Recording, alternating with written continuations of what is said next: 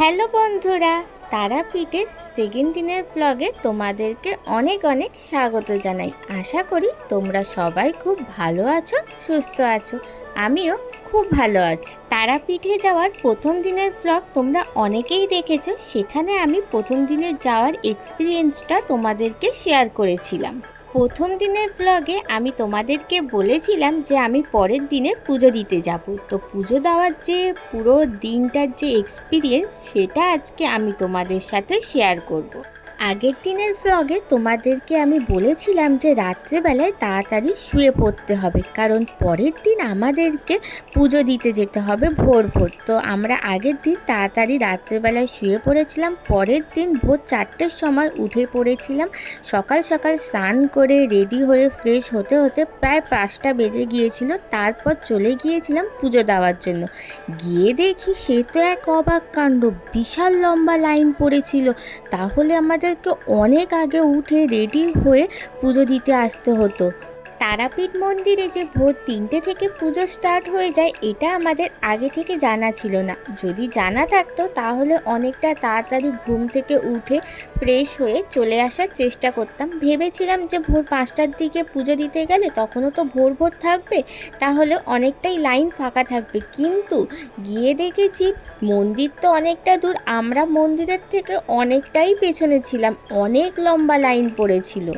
লাইনে দাঁড়িয়ে দেখছিলাম দেয়ালের আশেপাশে অনেক কিছু লেখা ছিল, সেইগুলো লাইনে দাঁড়িয়ে পড়ছিলাম। পড়ে অনেক কিছু সম্পর্কে জানতেও পারছিলাম। তোমরা এই লাইনে দাঁড়িয়ে যদি এই লেখাগুলো পড়ো তোমরাও অনেক কিছু সম্পর্কে জানতেও পারবে। তারাপীঠ মন্দিরের লাইনে দাঁড়িয়ে একটা জিনিস বুঝলাম যে মন্দিরটা দেখে তোমাদের যতটা কাছের মনে হবে মন্দিরটা ততটা কাছের না।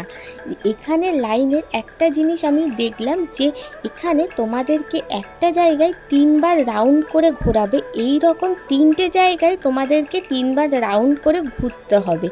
তারপর তোমরা ফাইনালি মন্দিরের কাছে গিয়ে পৌঁছাবে।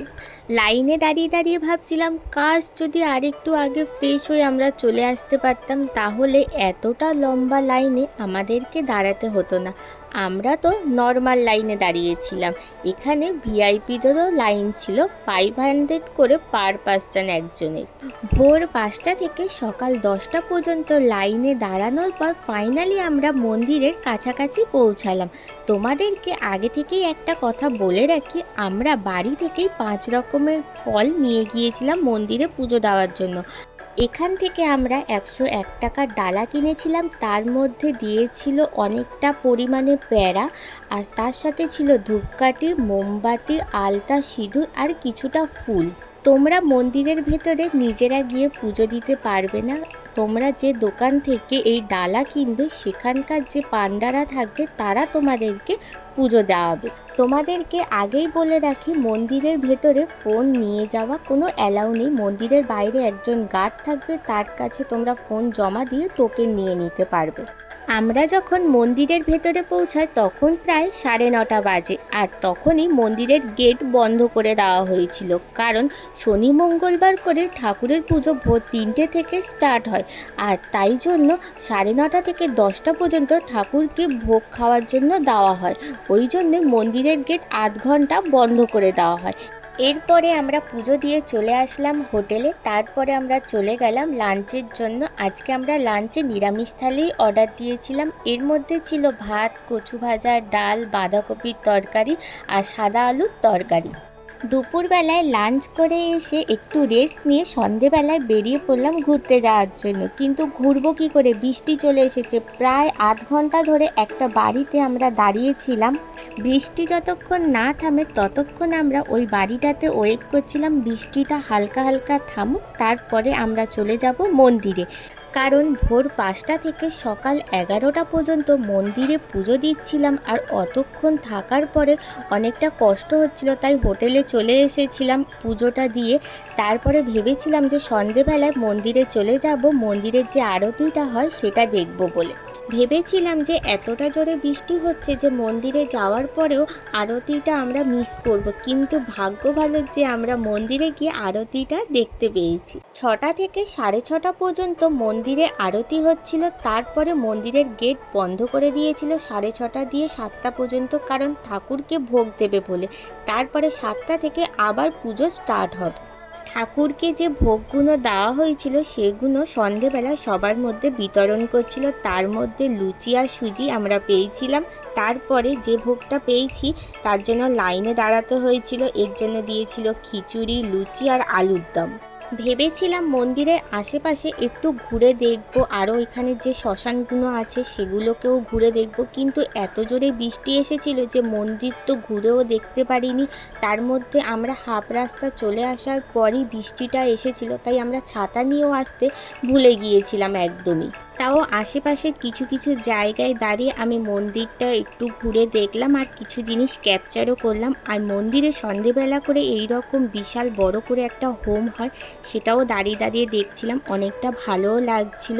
যেহেতু আমাদের কাছে ছাতা ছিল না তাই তাড়াতাড়ি চলে আসলাম, ঘুরতে পারবো না ওই জন্য। তারপরে এসে একটু ফ্রেশ হয়ে তারপরে রেডি হয়ে বেরিয়ে পড়লাম আবার ডিনার করার জন্য। তাড়াতাড়ি ডিনার করে নিলাম, কারণ পরের দিন ভোর 5টার সময় আবার ট্রেন আছে, উঠতে হবে, তাড়াতাড়ি শুয়েও পড়তে হবে। আজকে ভাবলাম একটু নিরামিষ থেকে আমিষ থালি অর্ডার করি। এর মধ্যে ছিল ভাত, ডাল, পটল আলুর তরকারি, আলুর তরকারি আর কাতলা মাছ। সত্যি কথা বলতে প্রথম কদিন যে নিরামিষ খাবার খেয়েছিলাম, খেয়ে খুবই ভালো লেগেছিল। লাস্টের দিন আমিষ খেতে গিয়ে একদমই খাবারটা ভালো হয়নি। এরপরে খেয়ে দিয়ে চলে গিয়েছিলাম দ্বারকানাথ, মানে এখানের যে শ্মশানটা আছে তার পাশের যে একটা ছোট্ট মতন খাল আছে সেই খালটা দেখার জন্য। এরপরে ভোর ভোর আমরা উঠে পড়েছিলাম 3টের সময়, বেরিয়ে পড়লাম আমাদের বাড়ি আসার জন্য। তাহলে বন্ধুরা, আজকের ব্লগটা তোমাদের কেমন লাগলো? যদি ভালো লেগে থাকে লাইক করে দিতে একদমই ভুলবে না। আর এই রকম সুন্দর সুন্দর ব্লগ পেতে হলে তাহলে আমার চ্যানেলটাকে সাবস্ক্রাইব করে দিও। অনেকক্ষণ ধরে ট্রেনে বসে থাকার পরে ট্রেনের লেবু চা আর নর্মাল চাও উঠেছিল। আমি একটা লেবু চা নিয়ে নিয়েছিলাম, বসে বসে খাচ্ছিলাম কারণ প্রচণ্ড ঘুমও পাচ্ছিল। এরপরে কিছুটা যেতে না যেতে আমি একটুখানি ট্রেনে ঘুমিয়েও পড়েছিলাম। তারপরে আবার ট্রেনে উঠেছিল ঝালমুড়ি। আমার তো ট্রেনের ঝালমুড়ি মাখা খেতে খুবই ভালো লাগে। তোমাদের কাদের কাদের এই রকম ট্রেনে ঝালমুড়ি মাখা খেতে ভালো লাগে অবশ্যই কিন্তু আমাকে কমেন্ট করে জানাবে।